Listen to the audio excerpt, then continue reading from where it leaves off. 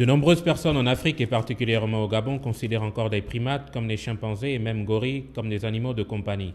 Une attitude qui comporte beaucoup de risques. Et les parents, ou bien les chasseurs, ils soulèvent et ils amènent à la maison. En tout cas, ils ne savent pas s'ils sont atteints d'une maladie ou pas. Donc c'est ça. Quand il devient grand et leur comportement change, ils tapent sur les gens et les autres. Par exemple, quand il devient genre un adulte, il a plus de 10 ans, 9 ans, donc il devient violent. Vous voyez la preuve? D'un point de vue génétique, les humains et les primates ont beaucoup en commun, ce qui facilite la transmission des maladies et virus, souvent mortels pour l'homme.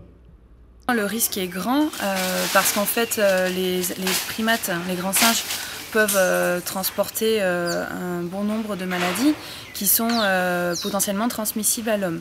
Alors il est important de rappeler que ces maladies, si les singes ou les primates les ont en forêt, ce n'est pas grave pour l'homme. Si vous vous baladez en forêt, vous n'allez pas contracter une maladie du primate.